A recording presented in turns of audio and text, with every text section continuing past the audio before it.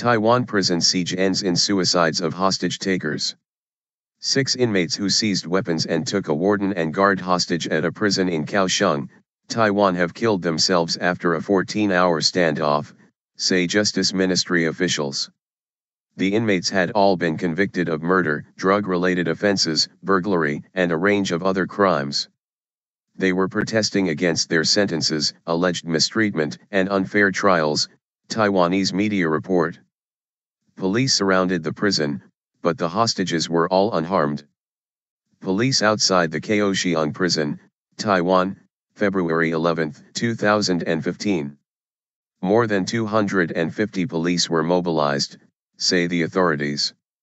The 6 prisoners had feigned illness to lure 2 guards and take them hostage at about 16:30 local time on Wednesday, 8:30 GMT, Taiwan Central News Agency reported. They forced the guards to take them to the prison's weapons cache where they stole 4 rifles, 6 handguns, and 200 bullets. Police surrounded the prison, one of the largest in Taiwan, and after negotiations, the prison warden and the head guard were exchanged for the hostages. But officials rejected the prisoners' request for a getaway car and brought in their relatives and a well-known triad gang leader to talk them into surrendering. The prisoners at one point tried to leave the prison, but were met with police gunfire outside and retreated. At around 3 o'clock on Thursday, 1900 hours o'clock GMT Wednesday, the prisoners released the head guard. About 2 hours after that, the prison warden walked out unharmed, according to CNA. Deputy Justice Minister Chen Mingtang said 4 of the prisoners had killed themselves first. The other 2 then fired at their bodies, before shooting themselves as well. Police inside the Kaohsiung prison, Taiwan, February 11, 2015. Negotiations with the hostage takers went on through the night. Police have not released video or other evidence to support their statement. No other injuries have been reported.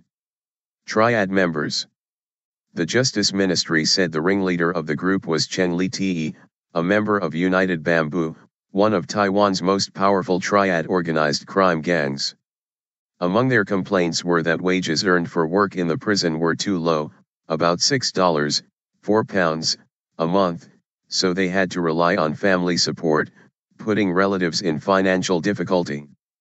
In a message delivered by officials, Chen also complained that former Taiwanese President Chen Shui-bian, jailed for 20 years for money laundering and accepting bribes, had recently been given medical parole. The BBC's Cindy Sui in Taipei says that Taiwan's prison system has seen 18% more inmates in the past decade as drug offenses and convictions rise. Overcrowding is a serious problem because the government and society do not want to allocate more money to build more prisons.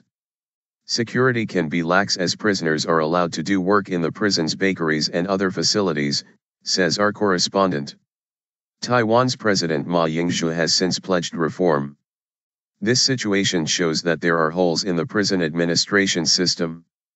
I have asked the Justice Ministry to put various agencies on high alert, fully stabilize the situation, and do an in-depth review of the prison system, he was quoted as saying on television network TVBS.